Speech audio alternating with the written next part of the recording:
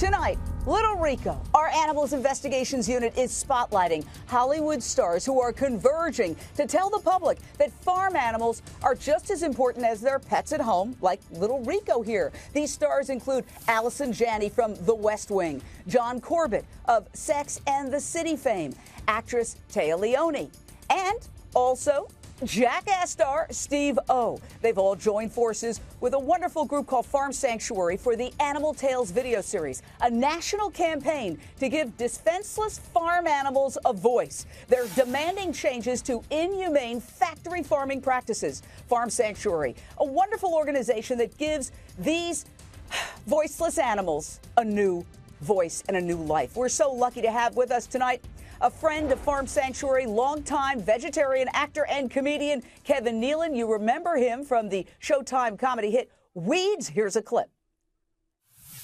Do I look even to you? What? I'm working on my tan. I found this George Hamilton autobiography, and to be like the G-Ham, I need the tan, man. I need the deep, dark, savage tan. Growing up, young George lived by one rule: do the dumbest thing possible. What? Time and again, he'd get himself into trouble just for the thrill of weaseling his way out of it. I want to be that weasel. Tomorrow, Kevin Nealon is hosting Fun for Farm Animals celebrity poker tournament and cocktail party in Hollywood to benefit Farm Sanctuary. Kevin Nealon, we love you on Saturday Night Live. We love you even more now that we know you're fighting for farm animals. Why are you trying to get America to concentrate on what's going on with these farm animals?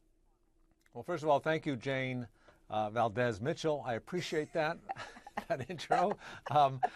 Well, this is a great organization, as you said. It's I've been involved with it since the early 90s, and not only do they rescue thousands of animals from these stockyards and slaughterhouses, but they educate millions of people and raise the awareness about the inhumane treatment that these animals are going through in these stockyards. And it's just horrendous, some of these conditions that they live under.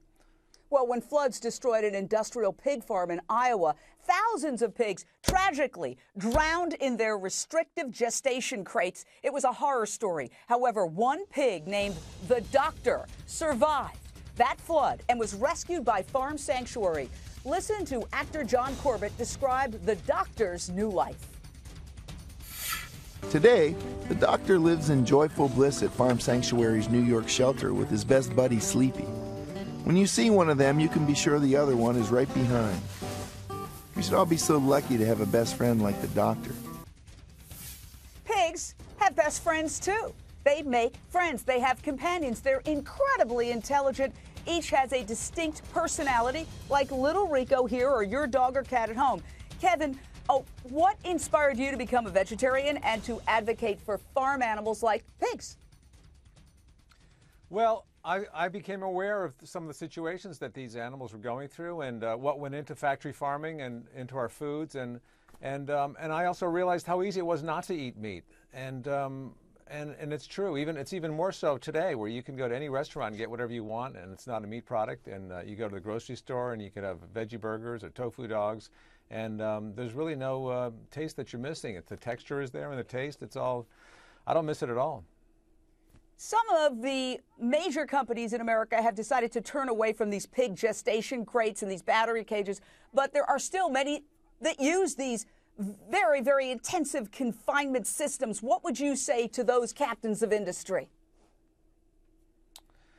Well, they definitely need to change their attitude and the way they do things. It makes no sense at all the way these. I mean, look at this. These conditions are deplorable. It's like worse than being on a cruise ship, to be honest with you.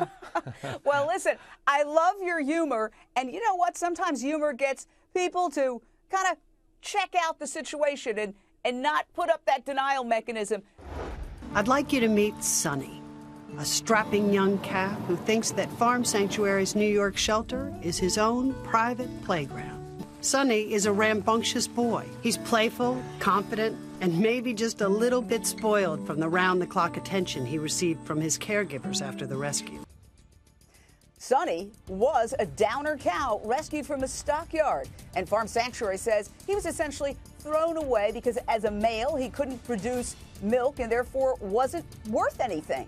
But now he is happily frolicking on this beautiful Farm Sanctuary farm. But Kevin, There are 9 billion animals, sentient beings that are raised and killed for food every year in this country. These occasional stories, the few, the handful that are rescued, what about the vast majority?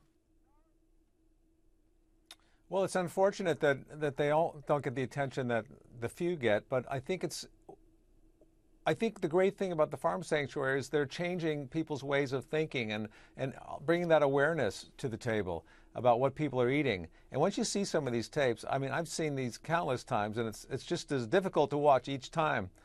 But it's important to bear witness, Kevin.